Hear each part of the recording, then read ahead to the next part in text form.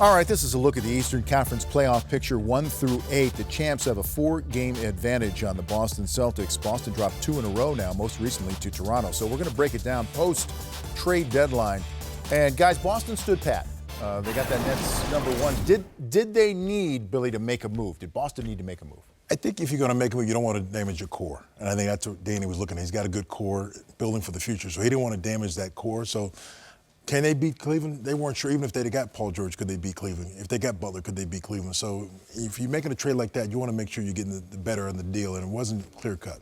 Sam? Yeah, I think I'm like Billy. If you're going to give up the #1 pick in this year's draft, potentially, and that guy can be a heck of a player, I think if you don't feel like it puts you even with Cleveland or give you a slight advantage, I think Boston did the right thing by not doing anything. I mean, look, they play hard. They know how they play. They play around Isaiah Thomas, so they're going to be there at the end. Can they get past Cleveland? I don't think so, because obviously Danny Ainge didn't see a deal out there that was going to elevate them. And to break up that core that they have right now would have been tough. Yeah, they could use another score. That's what everybody says about Boston, but this is who they are right now. Washington's kind of a dark horse in the Eastern Conference. And, Sam, they pick up Bogdanovich. Well, you know Bogdanovich. I'm going to start with you. Give me a little something on Boy and what he can bring to that team. He makes big shots for them. He's not a great defender, that ball handler, but for those guys, he'll be able to feed off of John Wall and Bradley Beal and get shots. He's got to get incorporated, but it gives him a guy that can make a three and space the floor for those guys. The big thing for them is how do they incorporate him, because those other two guys take most of the shots. Yeah. And one of the guys we talked about who would have been a great fit for them, who do we say? Lou Williams. Lou Williams would have been great for them. The rich just got richer. Because, look, I look at Bogdanovich, I like him, but I like him more as a starter, and I would like to see Otto Porter coming off the bench because he comes with more energy, can do more things, but that's not going to happen with the year that he's having. But a guy like Lou Williams comes in the game, instant offense, can score a lot of different ways, in pick and roll, can come off screens without the ball. But, look, Washington's a good basketball team. Yeah. We was talking off air.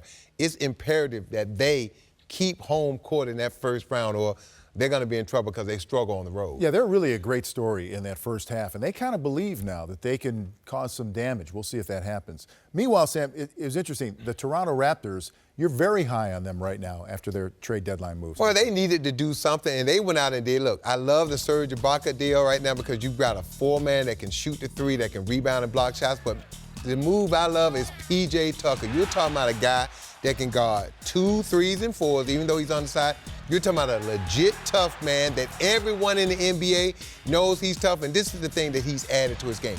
He is now a consistent three-point corner jump shooter, and the thing about it, look at the depth now Toronto have. They can play big. They still haven't figured out how to use Valanciunas in the proper way, but they can play big. Now when they go small, they're not small, they're still big with Ibaka and Patterson at the 5 and 4 and P.J. Tucker. So now they have depth. They can play a lot of different ways.